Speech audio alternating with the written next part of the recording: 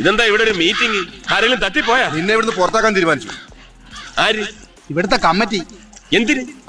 നീ കാരണം മാനമര്യാദയ്ക്ക് പെണ്ണുങ്ങൾക്ക് ഇവിടെ ജീവിക്കാൻ പറ്റുന്നില്ല. താരസംഘടനയായ അമ്മയിൽ വൻ പൊട്ടിത്തെറി. ആഭ്യന്തര കലഹത്തിനും ചേരിപ്പോരിനും ഒടുവിൽ പ്രസിഡന്റ് ശ്വേതാ മേനോന്റെ നേതൃത്വത്തിലുള്ള ഭരണസമിതി രാജിവെച്ചു. സംഗതി കുഴപ്പത്തിലേക്ക് നീങ്ങിക്കൊണ്ടിരിക്കുക. നാട്ടിലൊക്കെ പാട്ടാ, ആളുകളൊക്കെ പറഞ്ഞു ചിരിക്കും. സംഘടന കുറ്റാരോപിതരുടെ കയ്യിലേക്ക് പോകുന്നുവെന്ന് ആരോപിച്ച അമ്മയിലെ അംഗത്വം, പ്രാഥമിക അംഗത്വവും രാജിവെച്ചാണ് ശ്വേതയുടെ പടിയിറക്കം. എന്തായാലും കിട്ടേണ്ടത് വെടിപ്പും വൃത്തിയായിട്ട് കിട്ടി. ആ കാര്യത്തിൽ എനിക്ക് എതിരഭിപ്രായമില്ല. രമേശ് പിഷാരടി MLA കൺവീനറായ അഡ്ഹോക് സമിതി താൽക്കാലികമായി ഇനി അമ്മയെ നയിക്കും. അത് നല്ലതാ. പരിചയമുള്ളവരെ തന്നെ ഉഞ്ചിക്കുന്നത് നല്ലതാ, ഇല്ലടാ? പണിയാവോ? അത് നോക്കട്ടെ. മുന്നോട്ട് പോകണമെങ്കിൽ ഈ തെരടിയും കൂടെ കൂട്ടണമെങ്കിൽ അങ്ങനെ ആവാം. ഇവിടെ ഇതുപോലെ രണ്ടെണ്ണം ആവുന്നല്ലേ ഉള്ളൂ. അധികാരമേറ്റ് 1 വർഷം പൂർത്തിയാകും മുൻപാണ് ശ്വേത നയിച്ച ഭരണസമിതിയുടെ പടിയിറക്കം. അവർ മറ്റവങ്ക കിട്ട കാട്ടിന മുഖം വേറെ, അവരുടെ നിജമുഖം വേറെ. ശ്വേതയും കുക്കുവുമായുള്ള ചേരിപ്പോരും അംഗങ്ങൾ തമ്മിലെ ചെളിവാരിയേറും പരസ്യ വിഴുപ്പലക്കലും അനുവദിക്കാൻ കഴിയില്ലെന്ന് പറഞ്ഞ് ജനറൽ ബോഡിയിൽ ഒരു വിഭാഗം അവിശ്വാസം പ്രഖ്യാപിച്ചതോടെ ഇന്നത്തെ യോഗം കലുഷിതമായി.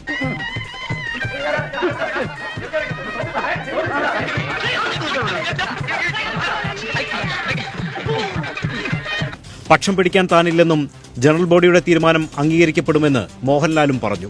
ഇതോടെ ഉച്ചഭക്ഷണം കഴിഞ്ഞ് തിരിച്ചെത്തിയ ശ്വേത രാജി പ്രഖ്യാപിച്ചു. നമുക്ക് കൈവന്നിരിക്കുന്നത് ഒരു സുവർണാവസരമാണ്. അത് പരമാവധി നമ്മൾ മുതലെടുക്കണം. എങ്ങനെ?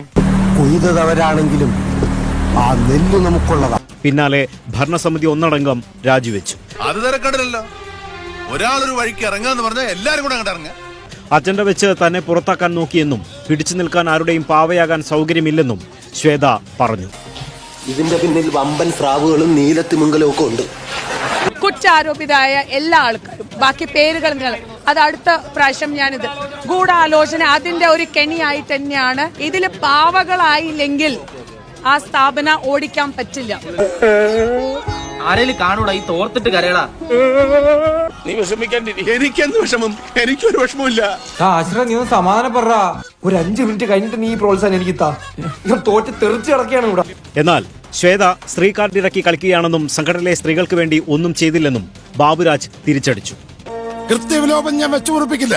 മാന്യതയുടെ മുഖം മൂടി അണിഞ്ഞ ചില ആളുകളാണ് കുറ്റവാളികളെന്ന് ഞങ്ങൾ മനസ്സിലാക്കി. ഒരുത്തിനെയും ഞങ്ങൾ വെറുതെ വിടില്ല. നത്തിങ് ടു ഡു വിത്ത് അമ്മ എന്ന് പറയുന്ന ഒരു പ്രസിഡന്റിനെ കൊണ്ട് എങ്ങനെ ഇവിടെ സ്ത്രീകൾക്ക് കിട്ടും? ഇവിടെ അങ്ങനെ സ്ത്രീകൾക്കാടല്ല വേണ്ടത്. ഇല വന്ന് മുള്ളിൽ വീണാലും മുള്ളു വന്ന് ഇലയിൽ വീണാലും മുള്ളിനാണ് കേട്, മോനൊടിഞ്ഞു പോവും. ഇന്ന് ഞാൻ നോക്കുമ്പോ കുക്കും ശ്വേതയും ഒരൊറ്റ കെട്ട്, ഒരു ബെഞ്ച്, ഒരു കാര്യത്തില് ഭയങ്കര ഐക്യം. കപടമല്ല ഇവരെ കാണിക്കുന്നത്. തടി നൊന്ത വിഷമത്തിൽ ഞാനങ്ങനെ പറഞ്ഞു പോയാണ്. എന്നെ നിനക്കറിഞ്ഞൂടെ? കുട്ടിക്കാലം മുതലേ നമ്മൾ ഒരേ പാത്രത്തിലുണ്ട്. മുഖത്തോട് മുഖം നോക്കി പറമ്പിൽ വിളിക്കുന്നത് നിനക്ക് ഓർമ്മയില്ലേ? കഴിഞ്ഞ ഭരണസമിതിക്ക് കൃത്യമായിട്ടുള്ള വരവ് ചെലവ് കണക്കുകൾ ഈ ജനറൽ ബോഡിയിൽ കാണിക്കാൻ പറ്റിയിട്ടില്ല.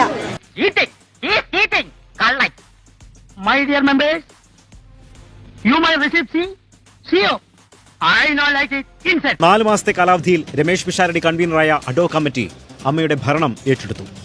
അരിയും മുങ്ങി, മണ്ണെണ്ണയും മുങ്ങി, മാസം തോറും കിട്ടണ പഞ്ചസാരയും മുങ്ങി. ഗണേഷ് കുമാർ, സാദിഖ്, കലാഭവൻ ഷാജോൺ, ഡോക്ടർ റോണി, സുരേഷ് കൃഷ്ണ, ആശാ രവിന്ദ്, കൃഷ്ണപ്രഭ, ദേവി ചന്ദ്രൻ എന്നിവരാണ് കമ്മിറ്റിയിലെ മറ്റംഗങ്ങൾ. നീ ഒരു 2 ദിവസത്തേക്ക് പുറത്തിറങ്ങണ്ട. എനിക്കിവിടെ 1-2 സ്വീകരണങ്ങളൊക്കെ ഉണ്ട്.